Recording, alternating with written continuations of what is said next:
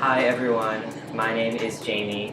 I am with the Center for Civic Engagement at Bard College, and today I have 3 easy experiments that you can do at home all about air pressure. For our first experiment, we will be crushing a soda can using only the pressure of the atmosphere. Let's get started. The materials you'll need are a soda can, some tongs, a bowl to hold water in, and a stove. For your first step, you're going to want to put a little bit of water in your soda can.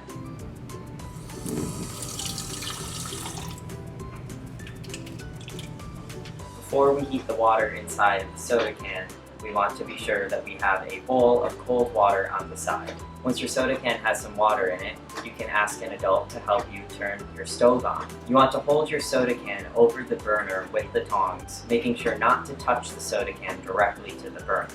You'll have to wait a bit, and you know that your water is properly heated inside of the soda can when you can see steam coming out of the top. At this point, you want to take your tongs and bring your can over to the cold water you have set up. You want to place the top of the can where the opening is into the water to create an airtight seal between the water and the can.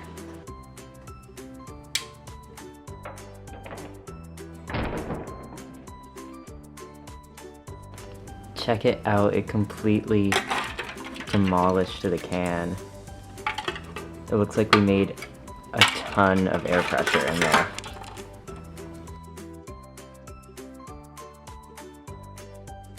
So what's going on in this experiment?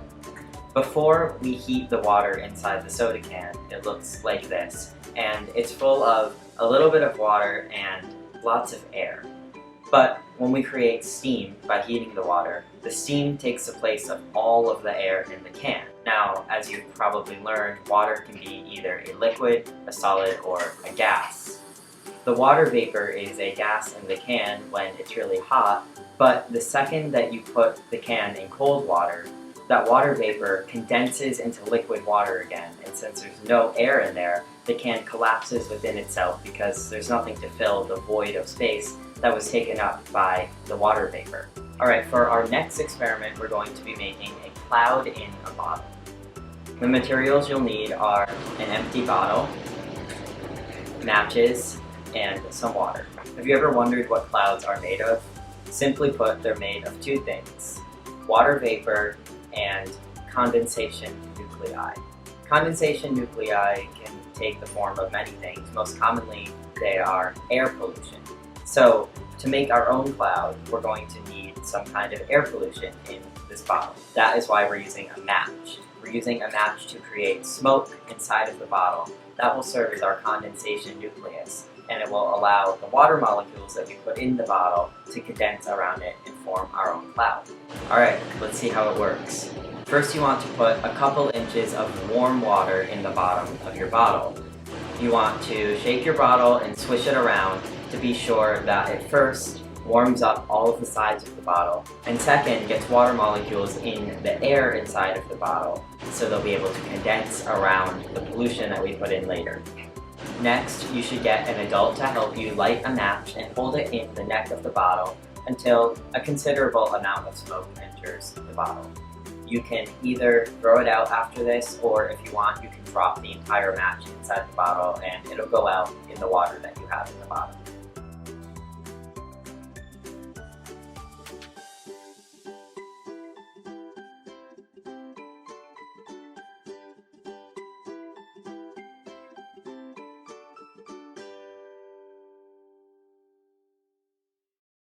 Now, all you need to do is squeeze the bottle and watch the cloud form.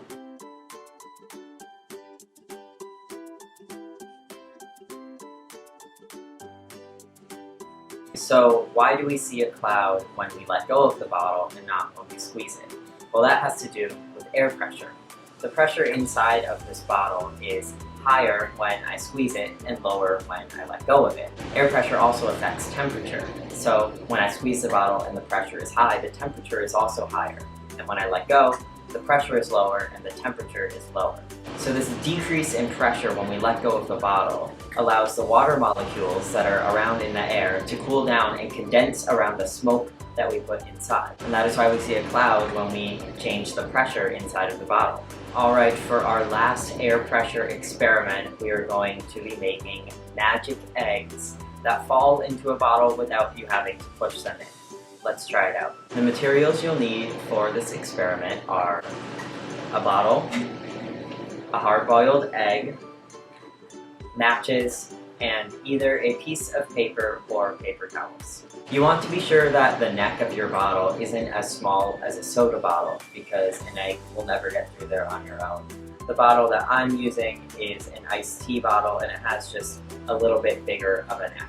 But it's not big enough that the egg could fall through on its own. Alright, your first step is to peel your hard-boiled egg. Next, let's just try out setting the egg in the neck of the bottle.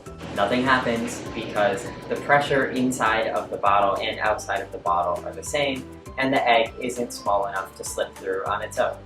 So how do we get the egg through the neck of the bottle? Well, we have to use air pressure to do that. At this point, you need an adult to help with this experiment because we're going to be lighting your paper towel or your piece of paper on fire. We're going to be using heat to build the pressure up inside of the bottle so it's different from the pressure outside of the bottle. Alright, let's light this piece of paper on fire and drop it inside of the bottle. You want to put your egg in the neck of the bottle very quickly after you put the paper in.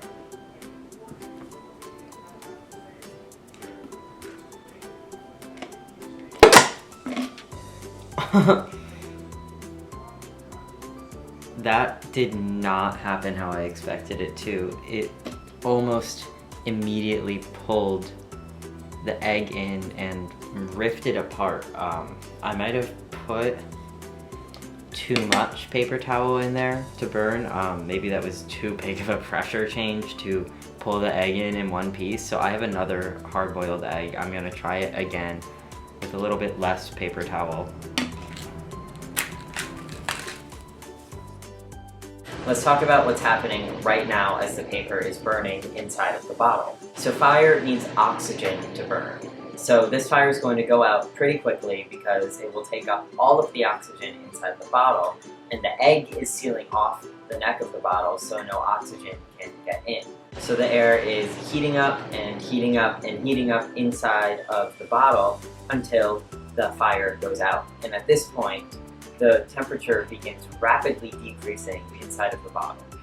And that strong air pressure inside of the bottle is going to cause the egg to be pulled inside. Check it out. So the egg has been pulled a good amount of the way into the bottle. You can see the bottom of the egg is right there. And it's kind of tearing it apart. Oh! Check that out, there's a hole in it.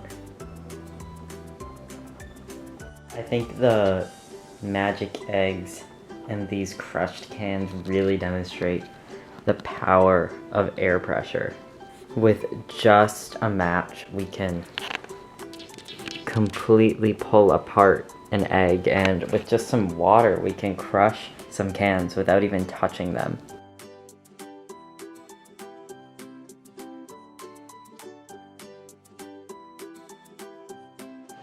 Thank you so much for tuning in. I really enjoyed these 3 experiments and I hope you do as well.